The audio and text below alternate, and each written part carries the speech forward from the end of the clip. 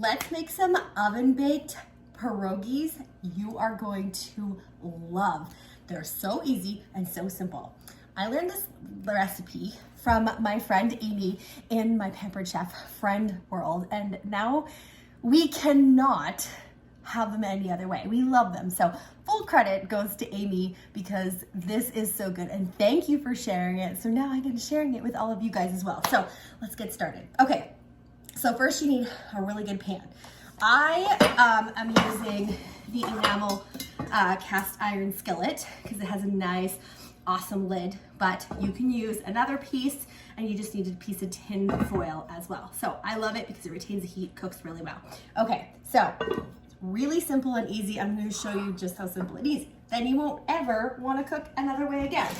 So you're going to take your bag of pierogies, whatever flavor you fancy, and you're going to pour them in to the dish. Now, the key is to make sure they're about 1.5 layers deep, okay? So she's very specific about that, and it's true, because you don't want to have like not baked stuff. You want that pan fried flavor and cook without, you know, all of that. So we're just gonna arrange it in the pan just like that.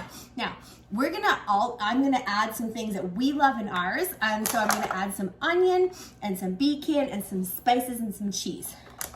You can just do it plain if you want. So I'm just gonna slice up some onion, and I'm gonna be able to put it right over top of there, which I love. So I'm just gonna place this just over top. I love sauteed onions. But again, if you don't like onions, then don't use them. If you want lots more onions, totally use them. It's up to you. It's pretty adaptable. So I'm gonna go with that. Oh, and I love the flavor. It's so fantastic. Awesome. Perfect. All right, so pretty, just like that. And then I love my garlic rub. So I'm just gonna shake, let's get real, Sarah. Who loves garlic? We're just gonna sprinkle some of the garlic rub over top. Love garlic, so delicious. And I love my bell pepper rub as well. This gives it a little bit of a flavor, but you can use any seasonings you desire because it's that adaptable. All right, so there you have it. Okay, now, bacon bits. I like the real stuff. I don't like the powdered stuff. I didn't have any time to cook any, so we're gonna sprinkle some bacon bits on top. Again, as much as you like, as much as you want. You can add some after too, if you want. All right, so there you have it. Perfect, look at that, ready to go, almost. But here is the cool thing. So we're gonna use whipping cream. So the ratio is 1 cup of whipping cream to 1 kilogram of frozen pierogies, okay? So kind of is the ratio. But if you have a good eye for that, like I've done it so many times now after she taught us, then I'm just going to go ahead. So what you wanna do, and she also learned, is that you just kind of wanna kiss each one of the pierogies with some whipping cream. So I'm just gonna eyeball it, and I'm just gonna kiss it.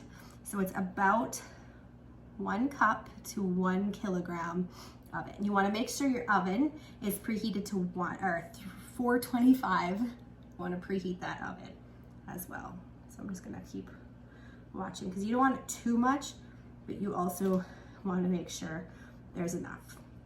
So what happens is it creates the steam in the inside. It cooks and crispies on the bottom, and it cooks it all deliciously. Okay, so I'm gonna get some ones in the middle here, and you're just gonna kiss it. All right, so there you have it. So remember, 1 cup to 1 kilogram, and then you want 1.5 layers deep. You can add in anything you want. If you like extra things in it, you can. If you don't, you just wanna leave it plain, you can totally do the same. I like to add cheese to mine as well. So we're gonna add Ryland's favorite, which is Monterey Jack. He fondly refers to it as Monte Carlo. So, but I'm just gonna layer that on top. So it's so good. And I'm just gonna pop it in the oven with the lid on for about 30 minutes, 35 minutes, 35. But I'm gonna make sure that the lid is on it So creates that seal, and the steam is going to be able to cook the inside. I'll show you what it looks like when it's done. Okay, I just took it out of the oven and it's super hot. So I put it in I removed the lid after 30 minutes, and then I cooked it for another 5 minutes so the cheese and the onions had time to crisp up and be delicious. But look at that. It is so good and so delicious. You're gonna be able to dish this up and eat just as is, or add as a perfect side dish. So enjoy, it's so great.